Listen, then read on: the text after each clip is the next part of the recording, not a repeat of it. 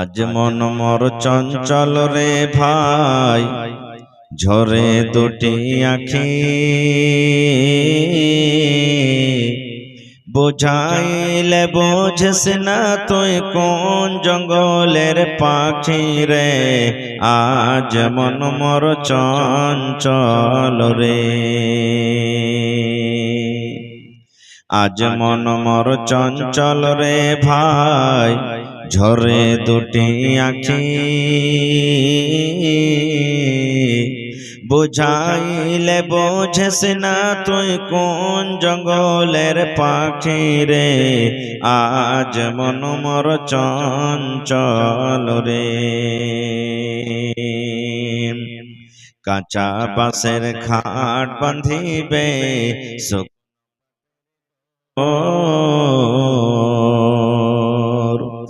এমন করে বাঁধবে রে মন চলবে না তোর রে। আজ মন মোর চঞ্চল রে, বৈরের পাতায় গরম পানিতে মন তোকে গোসল করাবে, গোসল করাইয়া মন তোকে কাফন পরাবে রে। আজ মন মোর চঞ্চল রে, কাফন পরাইয়া মন তোর জানাজা পড়িবে, কাফন পরাইয়া মন তোর জানাজা পড়িবে, জানাজা পড়িয়া মন তোকে দফন করিবে রে। আজ মন মোর চঞ্চল রে, মা কান্দিবে বেটার বেটা, বোন কান্দিবে ভাই, মা কান্দিবে বেটার বেটা, বোন কান্দিবে ভাই, পরের পেটে সেও তো কাঁদবে আর তো কেহ নাই রে। আজ মন মোর চঞ্চল রে, আজ মন মোর চঞ্চল রে ভাই, ঝরে দুটি আখি, বুঝাইলে বোঝিস না তুই কোন জঙ্গলের পাখি রে। আজ মন মোর চঞ্চল রে, নারে তাকবীর। আজকে জলসার যোগ্যতম শ্রদ্ধেয় সভাপতি সাহেব, জ্ঞান পিপাসু ছাত্রবিন্দু, সামনে বসে থাকা ইসলাম দরদি দিন দরদি ভাই ও বাবাজিরা, পর্দানাসীন মায়েরা এবং খালারা, সমস্ত তারিফ ও গুণগান সেই মহান আল্লাহ তাবারাক ওয়া তাআলার জন্য, যে মহান আল্লাহ তাবারাক ওয়া তাআলা আজকে আমাদেরকে এই মসজিদের জলসার পিন্ডারের তলাতে একত্রিত হয়ে বসে কিছু বলার ও শোনার তৌফিক দিয়েছেন। তাই আমরা সেই আল্লাহর প্রশংসা করি, সকলে অন্তর থেকে মুহাব্বতের সাথে পড়েন আলহামদুলিল্লাহ। একটু জোর করে পড়েন ভাই আলহামদুলিল্লাহ। তারপর আমাদের শেষ নবী হযরত মুহাম্মদুর রাসূলুল্লাহ পড়েন সাল্লাল্লাহু আলাইহি সাল্লামের পর অগণন দারুদ শরীফ শান্তির ধারা বর্ষিত হোক, আমিন। আল্লাহুম্মা সাল্লি আলাইহি আল্লাহুম্মা বারিক আলাইহি। ভাই মুসলমান, আজকে আমি আপনাদের সামনে কোরআন মাজিদ থেকে একখানা আয়াত তেলাওয়াত করেছি। সেই আয়াতটিকে সামনে রেখে মাতা পিতা সম্পর্কে কিছু কথা আপনাদের সম্পর্কে রাখবো। যে একটা সন্তানের উপরে মা বাবার কি হক, দুই পয়েন্টে কথা আছে। একটা সন্তানের নিজের ছেলে মেয়ের মা বাবার উপরে কি হক, আর একটা আছে মা বাবার নিজের সন্তানের উপরে কি হক। তা আজকে আপনাদের সামনে একটাই পয়েন্টে কথা রাখবো যে মা বাবার নিজের সন্তানের উপরে কি হক আছে। এ সম্পর্কে কিছু কথা রাখবো। আল্লাহর কাছে দোয়া করি রব্বুল আলামিন আমি যেন সেই হাদিস এবং কোরআন থেকে বলতে পারি এবং সাথে সাথে সকলে যেন আমল করতে পারি, তার জন্য আল্লাহ আমাদেরকে তৌফিক দেন। আল্লাহুম্মা আমিন। ভাই মুসলমান, হক হলো দুই প্রকারের। একটা হলো মানুষ মানুষের উপরে হক, বান্দা বান্দার উপরে হক, আর একটা হক হলো কি আল্লাহ তাবারাক ওয়া তাআলার বান্দার উপরে হক। আল্লাহ তাবারাক ওয়া তাআলার বান্দার উপরে হক হলো যে মানুষ যেন একমাত্র আল্লাহ তাবারাক ওয়া তাআলার ইবাদত বান্দেগি করেন, আল্লাহ তাবারাক ওয়া তাআলার জিকির আজকার করেন। আর আল্লাহ তাবারাক ওয়া তাআলার প্রতি বান্দার হক হলো এই যে যেই লোকেরা, যে মানুষের আল্লাহ তাবারাক ওয়া তাআলার ইবাদত করবেন, আল্লাহকে রাজি করবেন, আল্লাহকে খুশি করবেন, আল্লাহ তাবারাক ওয়া তাআলা ওই লোকটাকে জাহান্নামের আগুনে দিবেন না। আর একটা হলো মানুষের উপরে হক, এক মানুষ অন্য মানুষের উপরে হক, যেমন স্বামী স্ত্রীর হক, মা বেটার হক, বাপ বেটার হক, প্রতিবেশীর হক, গ্রাম গ্রামের হক, মুসলমান মুসলমানের হক। এই যে একটা মুসলমান অন্য মুসলমানের হক, তো ভাই যদি আল্লাহ তাবারাক ওয়া তাআলার ইবাদত বান্দেগিতে যদি কম হয়ে যায়, আল্লাহ তাবারাক ওয়া তাআলা কিয়ামতের দিন হয়তো তাকে maaf করে দিবেন। আল্লাহ তাবারাক ওয়া তাআলা তাকে maaf করে দিবেন। আর আল্লাহ যদি ইচ্ছা করেন তাকে শাস্তি দিবেন। এখন ধরেন কোন একটা লোক মদ পান করেছে, কোন লোক জিনা ব্যভিচার করেছে, কোন লোক চুরি করে, কোন লোক ডাকাতি করে, এই বিভিন্ন রকমের যদি পাপ করে, গুনাহ করে, সেটা আল্লাহর ব্যাপার। আল্লাহ যদি চাহে তো কিয়ামতের দিন maaf করবেন, আল্লাহ যদি চাহেন তো তাকে শাস্তি দিবেন। কিন্তু যেটা বান্দার উপরে হক, যদি ওই বান্দা যদি মাফ না করে, আল্লাহ তাবারাক ওয়া তাআলা কিয়ামতের দিন এটাকে মাফ করবেন না। যেমন আপনাকে আমি কষ্ট দিয়েছি, আপনাকে আমি গাইল দিয়েছি, এমন কষ্ট দিয়েছি, এমন গাইল দিয়েছি, আমার আপনার পাঞ্জরে বাড়ি আছে, মুরগি জবাই করে খেয়েছি, আমার আপনার বাড়ির পাঞ্জরে জমিন আছে, আপনার আইলকে ছোপে ছোপে ছোপে ছোপে ছোপে ছোপে আমি এরকম ভাবে সারা জীবন আপনার সাথে ঝগড়া করছি। তা আল্লাহর নবী বলেছেন, যদি ওই মানুষটা যাকে কষ্ট দেওয়া হয়েছে যদি মাফ না করে, আল্লাহ তাবারাক ওয়া তাআলা এই পাপটা কিয়ামতের দিন কিন্তু মাফ করবেন না, ক্ষমা করবেন না। এই জন্য দুনিয়াতে বেঁচে থাকা কালে হাত ধরে, পা ধরে, টাকা দিয়ে, যে কোনো হিসাবে যার সাথে ঝগড়া হয়েছে, ফাসাদ হয়েছে, চাহে মা হোক, বাপ হোক, পড়োশি হোক, কোন মুসলমান হোক, হাত ধরে পা ধরে দুনিয়াতে মাফ দিতে হবে। আর যদি মাফ না করে ভাই, কিয়ামতের দিন ওর আঞ্জাম কিন্তু বুরা হয়ে যাবে, খুবই বুরা হবে। এই জন্য তো মরার টাইমে আমরা বলি না, ঠিক জানাজা এখনো শুরু হয়নি, জানাজা শুরু হবে, তার 1 মিনিট 2 মিনিট সময় আছে, তার আগে বলে না, 10 ভাই শুনেন, খাইরেগঞ্জ গ্রামের আব্দুর রহমান মারা গেছে, খাইরেগঞ্জ গ্রামের আব্দুল্লাহ মারা গেছে। যদি এই মাইয়াতটা সামনে আছে, তার কথার দ্বারাতে যদি কোনো আপনারা কষ্ট পেয়ে থাকেন, আল্লাহর রাস্তে মাফ করবেন। আর যদি তার সাথে পাওনা লেওনা থাকে, তার ওয়ারিস আছে, তারা দেনদার আছে, দিয়ে দিবে। বলে কি বলে না? আনা বলেন, বলে কি বলে না ভাই? বলে। কেন? দুনিয়াতে যদি তাকে মাফ না দেয়, আল্লাহ তাবারাক ওয়া তাআলা বিচারের মাঠে তাকে মাফ করবেন না, আর তার ঠিকানা জাহান্নাম হবে, হাদিসের কথা। তো ভাই আমার, এই সমস্ত হকের দিক দিয়ে একটা হলো কি মা বাবার হক, নিজের সন্তানের উপরে কি আছে। যেমন একটা হাদিস, আল্লাহ রাসূল সাল্লাল্লাহু আলাইহি ওয়াসাল্লামের জামানার হাদিস। কি হাদিস? আল্লাহর নবী একদিন খুতবা দেওয়ার জন্য মিম্বারে চড়ছেন। মিম্বারে কয়টা ধাপি আছে ভাই? জোরে বলে। 3টা ধাপি আছে। দেখবেন যেই ধাপিতে ইমাম সাহেব খুতবা দিচ্ছেন, ওই ধাপি 3টা আছে। নবীজি প্রথম ধাপিতে পা দিলেন, আমিন। দ্বিতীয় ধাপিতে পা দিলেন, আমিন। তৃতীয় ধাপিতে পা দিলেন, আমিন। কয়বার হলো? জোরে বলেন। 3 বার হয়ে গেল। খুতবা শেষ। সাহাবায়ে কেরাম যারা নামাজ পড়তে গেছিলেন, তারা নবীকে প্রশ্ন করে দিলেন, কি ইয়া রাসূলুল্লাহ, আজকে কিছু বুঝতে পারলাম না, আপনি তো জীবনে এই আমলটা কোনোদিন করেননি। নবীজি বললেন, কি রে বাবা?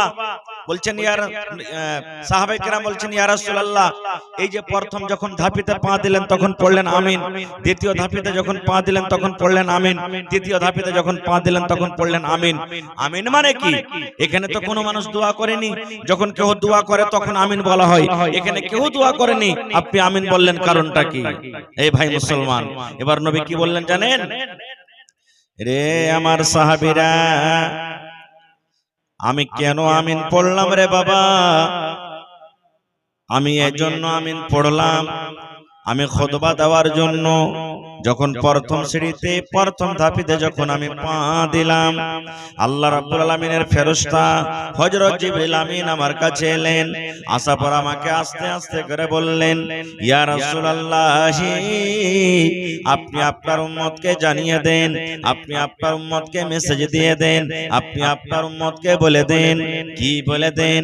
যখন আপনার নাম আসবে, আপনি হলেন নবী, কোন মজলিসে যখন আপনার নাম আসবে, যখন কোন মজলিসে আপনার নাম নেওয়া হবে, মুহাম্মদ যখন নেওয়া হবে, নাম শোনার সাথে সাথে যদি আপনার উম্মতরা আপনার উপরে দরুদ না পড়ে, মানে সাল্লাল্লাহু আলাইহি ওয়াসাল্লাম না পড়ে, তাহলে ওই লোকটা যেন হালাক হয়ে যায়, বরবাদ হয়ে যায়, ওই লোকটা যেন ধ্বংস হয়ে যায়, ওই লোকটা যেন হালাক হয়ে যায়, বরবাদ হয়ে যায়। তখন নবী বললেন, আমি পড়লাম আমিন। আমিন মানে আল্লাহ তুমি কবুল করে না। তাহলে যখন কোন মজলিসে, কোন মাওলানা, কোন জালসাতে, কোন মজলিসে, কোন খুতবাতে যখন মুহাম্মদ যখন বলবেন, নবীর নাম নেবেন, তখন কি পড়তে হবে? সাল্লাল্লাহু আলাইহি ওয়াসাল্লাম। ওয়াজ শুনছেন, নবীর নাম এসেছে, মুহাম্মদ, আপনাকে পড়তে হবে সাল্লাল্লাহু আলাইহি ওয়াসাল্লাম। যদি না পড়েন তাহলে দোয়া কে করেছেন জিবরিল ফেরেশতা, হালাক বরবাদ হয়ে যাবেন। টাকা লাগবে না নবীর পরে দুরূদ পড়তে, সাল্লাল্লাহু আলাইহি সাল্লাম মুখ খুলে পড়বেন। এক নম্বর হয়ে গেল। এবার নবীজি বললেন, ও আমার সাহাবীরা শুনে নাও, দুই নম্বর ধাপেতে যখন আমি পা দিলাম তখন আমিন পড়লাম। কেন আমি আমিন পড়লাম? এই জন্য আমিন পড়লাম, আল্লাহর জিবরিল ফেরেশতা আমাকে আরো আস্তে আস্তে করে বললেন, ইয়া রাসূলুল্লাহ, আপনার উম্মতকে আপনি জানিয়ে দেন, আপনার উম্মতকে আপনি মেসেজ দিয়ে দেন যে আপনার উম্মতেরা শরীর স্বাস্থ্য ভালো, দেখতে হাট্টা ঘাট্টা, কোনো জ্বর নাই, কোনো বেমারি নাই, কোনো অসুখ নাই, ভালো মানুষ। রমজান মাস পেল, রমজান মাস পর রোজা রাখলো না, তারাবি পড়লো না, তেলাওয়াত করলো না, রমজান মাসের রোজা রেখে নিজের জীবনের গুনাহকে মাফ করতে পারলো না, রোজা রাখলো না, রোজা রেখে নিজের জীবনের গুনাহকে মাফ করাতে পারলো না, ওই লোকটা যেন হালাক হয়ে যায়, ওই লোকটা যেন বরবাদ হয়ে যায়, ওই লোকটা যেন ধ্বংস হয়ে যায়। নবী বললেন, তখন আমি পড়লাম আমিন। আমিন মানে আল্লাহ এটাও দোয়া তুমি কবুল করে না। তাহলে 12 মাসে কয়বার রোজা আছে ভাই? কয়বার রোজা আছে? একবার রোজা আছে। রমজান মাসে রোজা রাখতে গেলে কারবার দোয়া পাবেন? হযরত জিবরিল ফেরেশতা আল্লাহ রাসূল আমিন পড়েছেন। আমি আপনি দোয়া করব, দোয়া কবুল হইতে পারে না পারে, কিন্তু ভাই মুসলমান, আল্লাহ রাসূল দোয়া করেছেন, জিবরিল আমিন দোয়া করেছেন, তাদের দোয়া কিন্তু জীবনে কোনোদিন রদ হবে না। মেলায় ভাইয়েরা রমজান মাস যখন আসবে তখন চেটি ওষুধ নিয়ে নিবে, আর লিয়ার কেরাতন বাহানা করে কইবে, পারি না যে মৌলভী সাহেব, গ্যাস্ট্রিকের পেশেন্ট, এত বেমারি হয়েছে, রোজা করতে কিন্তু পারি না। মেলায় ভাই কি করবে? রোজা যখন আসবে তখন দিল্লি পাটনা পালাইবে। বাড়িতে থাকতে গেলেই তো শালা রোজা করতে হবে, এত বড় দিনে ঝামেলা সইতে পারবো না, ও বাড়ি থেকে পালাইবে। কত ভাই তো কইবে, এত বড় লম্বা দিনে কি না খেয়ে থাকতে পারা যায়? বাড়িতে কি দানা পানি নাই যে এত বড় লম্বা দিনে না খেয়ে থাকবো? কত ভাই তো কথা বলবে। আল্লাহকে দেখে ডরাই না তো মানুষকে দেখে ডরিয়ে কি করবো? কেন রোজা করবো? এই কথা বলে। দোয়া বা দোয়া কার পাবেন? জিবরিল ফেরেশতা। এবার নবীজি বললেন, সাহাবীরি, 3 নম্বর ধাপেতে যখন পা দিলাম তখন পড়লাম আমিন। কেন আমিন পড়লাম? জিবরিল ফেরেশতা আবার আমার কানে কানে বললেন, ইয়া রাসূলুল্লাহ, আল্লাহর নবী গো, আপনি আপনার উম্মতরাকে মেসেজ দিয়ে দেন, আপনি আপনার উম্মতরাকে বলে দেন, যার বুড়া মা বাপ বাড়িতে আছে, মা বুড়িয়ে গেছে, বাপও বুড়িয়ে গেছে, মা বাপ বাড়িতে আছে, মা বাবার খেদমত করলো না, মা বাপকে খেতে দিল না, মা বাপকে কাপড় দিল না, মা বাপকে নারাজ করে রাখলো, মা বাবার দেখাশোনা করলো না, ওই লোকটা যেন হালাক হয়ে যায়, ওই লোকটা যেন বরবাদ হয়ে যায়। চাহে একটা মাওলানা হোক কেন, একটা হাজি হোক কেন, একটা নমাজি হোক কেন, একটা মুরুখ হোক কেন, দুনিয়ার কোন মানুষ হোক না কেন, মা বাবার সাথে কথাবার্তা বলে না, মা বাবাকে কাপড় দেয় না, মা বাবাকে ভাত দেয় না, মা বাবার এলাজ পানির দরকার হলে তা করবে না, মা বাবাকে নারাজ করে রাখে। আল্লাহ রাসূল বলেছেন ওই লোকটা যেন হালাক হয়ে যায়, ওই লোকটা যেন বরবাদ হয়ে যায়, ওই লোকটা যেন ধ্বংস হয়ে যায়। তখন নবী পড়লেন, আমি পড়লাম আমিন। আমিন মানে আল্লাহ এটাও তুমি দোয়া কবুল করে নাও। নারে তাকবীর। তাহলে বোঝা গেল মা বাবার কতটুকু সন্তানের পরে হক। যদি মা বাপ যদি সন্তানের পরে আওলাদের পরে যদি নারাজ থাকে, আর আল্লাহ তাবারক ওয়া তাআলার ফেরেশতারা বদদুয়া করেছেন, আল্লাহ রাসূল আমিন পড়েছেন, দুনিয়া আখিরাতে ধ্বংস হয়ে যাবে, বরবাদ হয়ে যাবে। কিন্তু ভাই এইজন্য হাদিস থেকে বুঝলাম কি যে সন্তানের পরে মা বাবার কতখানি হক। আরেকটু আগে চলেন, আল্লাহ রাব্বুল আলামিন কোরআনে বলেন, দেখবেন বনি ইসরাইল সূরা খুলে রে মুসলমান, আল্লাহ রাব্বুল আলামিন কোরআনে বলেন, ওয়া কাযা রাব্বুকা আল্লা তা'বুদু ইল্লা ইয়াহু ওয়া বিল ওয়ালিদাইনি ইহসানা। ওরে সুবহানাল্লাহ, কোরআন খুলে দেখেন মুসলমান, এই মাদ্রাসার ভিতরে কোরআন পড়া হয়, কত বাচ্চারা পড়ে, কত আমার মায়েরা পড়েন, কত দিদিরা পড়েন, বোনেরা পড়েন। আল্লাহ বলেন ওয়া কাযা রাব্বুকা, আল্লাহ বলেন তোমার রব ফয়সালা করে দিয়েছেন, তোমার রব রেজাল্ট দিয়ে দিয়েছেন, তোমার রব আগে মেসেজ করে দিয়েছেন। কি মেসেজ করেছেন? আল্লাহ রাব্বুল আলামিন বলেন তোমরা একমাত্র আল্লাহর ইবাদত করো, একমাত্র আল্লাহর পূজা করো, একমাত্র আল্লাহর দাস্তা গোলামি করো। আল্লাহ রাব্বুল আলামিন বলেন আল্লাহর সাথে অন্য কাউকে শরীক করিও না। এবার আল্লাহ তাবারক ওয়া তাআলা বলেন দুনিয়ার মানুষ রে, আল্লাহর ইবাদত করার পর ওয়া বিল ওয়ালিদাইনি ইহসানা, তোমরা নিজের মা বাবার সাথে ভালো ব্যবহার করো। আল্লাহর ইবাদতের পর কার হক? মা বাবার হক। প্রথমে আল্লাহর হক, আল্লাহর ইবাদত করলেন, আল্লাহর ইবাদত করার পর দ্বিতীয় নম্বরে কার খেদমত করতে হবে? মা বাবার খেদমত করতে হবে। এবার যদি বলেন মাওলানা মা বাবার যদি আমি খেদমত না করি, মা বাবাকে যদি নারাজ করে রাখি, আঞ্জাম কি হবে? আল্লাহ রাসূল বলেছেন তিন প্রকারের দোয়া আল্লাহ রাব্বুল আলামিনের দরবারে কবুল হয়ে যায়। বিজলির কারেন্ট যেমন চলে যায় তারে তারে, বিজলির কারেন্ট যেমন তারে তারে যায়। ওরে সুবহানাল্লাহ, নবী বলেছেন তিন প্রকারের দোয়া বিজলির কারেন্ট থেকেও আল্লাহর দরবারে বেশি তাড়াতাড়ি কবুল হয়ে যায়। তার মধ্যে একজন হলো মা বাপ। মা বাপ যদি বাচ্চার জন্য দোয়া করে দেয়, এ আল্লাহ আমার ছেলেটাও ধ্বংস হয়ে যায়, আল্লাহ আমার ছেলেটা বরবাদ হয়ে যায়, আমার ছেলেটা এরকম হয়ে যায়, আল্লাহ আমার ছেলেটা ওরকম হয়ে যায়, বদদুয়া যদি করে আল্লাহর দরবারে তাড়াতাড়ি দোয়া কবুল হয়ে যাবে। আর মা বাপ যদি ছেলের জন্য ভালো দোয়া করে, আল্লাহ আমার ছেলেটাকে দুধে ভাতে খাওয়াইও, আল্লাহ আমার ছেলেটাকে তুমি ভালো করে রাখিও, আল্লাহ আমার ছেলেটাকে সুখের জীবন দাও, আল্লাহ আমার ছেলেটাকে মুসিবত থেকে বাঁচিয়ে লিও, এরকম যদি ভালো দোয়া করে এই দোয়াটাও আল্লাহ রাব্বুল আলামিন কিন্তু কবুল করবে। কিন্তু হ্যাঁ, মা বাবারও কিছু ভুল আছে। কত মা বাপ এমন আছে একটি কিছু হাকিনি মুতনি পাদনি কথা হবে না হবে আঁচল পাইতে পাইতে দোয়া করতে শুরু করে দিবে, আঁচল পাইতে পাইতে দোয়া শুরু করে দিবে। জি না, আল্লাহ রাসূল সাল্লাল্লাহু আলাইহি ওয়াসাল্লাম বলেছেন আম্মা, এ আমার মায়েরা খালারা আপনারা কে বলে, আল্লাহ রাসূল বলেছেন তোমার আওলাদকে তোমার বাচ্চাকে খবরদার তুমি বদদুয়া দিও না, বদদুয়া দিও না। কেন বদদুয়া দিও না? যখন আপনি বাচ্চাকে বদদুয়া দিবেন, আল্লাহ যেন তোকে ল্যাংড়া করে দেয়, আল্লাহ যেন তোকে কানা করে দেয়, আল্লাহ যেন তোকে এরকম করে দেয় যেন তোর মুখ না দেখতে হয়। এই দোয়া যখন করলেন গে মা, হইতে পারে যদি ওই দোয়ার টাইমটা ওই সময়টা যখন আপনি বদদুয়া করলেন, যদি দোয়ার টাইম দোয়াটা কবুল হওয়ার যদি ওইটা সময় হয়ে যায়, ওই টাইমটা যদি দোয়া কবুল হওয়ার টাইম হয়, তাহলে আপনার দোয়া আল্লাহর দরবারে কবুল হইতে গেলে আপনার ছেলেটা ধ্বংস হয়ে যাবে, আপনার ছেলেটা বরবাদ হয়ে যাবে, আপনার ছেলেটা কিন্তু দুনিয়া আখিরাতে বরবাদ হয়ে যাবে। এইজন্য নবী বলেছেন যে কথাতে কথাতে বদদুয়া দিতে হবে না। আর একটা বলি, মা বাপ কত দুনিয়াতে আছে ছেলে পেয়ারকে সাথে ইনসাফ করবে না। ভালো কেমন ইনসাফ? ধরেন কোন 5টা বেটা আছে, ঘরে 4টে বেটা আছে, 7টা বেটা আছে, 2টা বেটা আছে। বড় বেটা সারা জীবন মা বাপকে খেটে খাওয়াইলে, এবার 1টা 2টা 3টা 4টা করতে করতে যখন ঠিক ছোট বেটাটার বাড়ি আসবে, বেশিরভাগ মা বাপ কি করবে, ওরা তখন সব পর হয়ে যাবে। ভাই কি হয় না ভাই?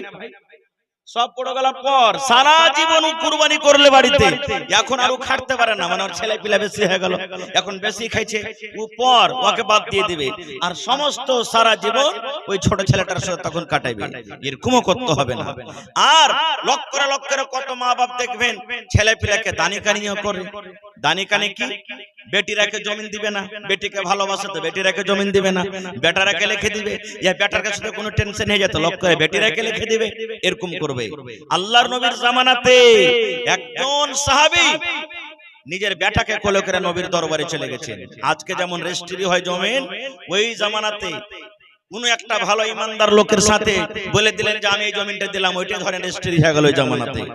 আল্লাহ রাসূলের কাছে একটা সাহাবী একটা বেটা নিয়ে চলে গেছেন, যাওয়ার পর বলছেন ইয়া রাসূলুল্লাহ আপনাকে সাক্ষ্য করতে এসেছি, গাওয়া বানাতে এসেছি। রাসূল বললেন কেমন গাওয়া? তো বললেন যে আমার এই বেটাটাকে আমি কিছু জমিন দিব, আপনি গাওয়া থাকেন, এটা আমি যদি কোনোদিন মইরাও যাই যাতে ইনকার না হয়, আপনি গাওয়া থাকেন, আমি এই ছেলেটাকে জমিন দিয়ে দিলাম কিছু। আল্লাহ রাসূল বললেন এই ছেলেটা ছাড়া তোমার আর কি ছেলে পিলা আছে, বেটা বেটি আছে? বলছে আছে হুজুর। বলছে ওরাকে কতখানি করে দিয়েছো? বলছে একটুকু দিইনি। আল্লাহ রাসূল সাল্লাল্লাহু আলাইহি ওয়াসাল্লাম বললেন ও আমার সাহাবী শুনে নাও, আমার সামনে থেকে তুমি চলে যাও, হেঁটে যাও, কারণ মিথ্যাকারীদের আমি গাওয়া থাকবো না। একটা বেটাকে তুমি জমিন দিবে আর একটাকে তুমি দিবে না, এরকম জিনিস আমি নবী গাওয়া থাকবো না, আমি গাওয়া থাকবো না খো, আমি এরকম জিনিসে গাওয়া থাকবো না খো। ভাইরে এই জন্য মা বাবাকে এখানে ইনসাফ করতে হবে। ভাই আমার একটা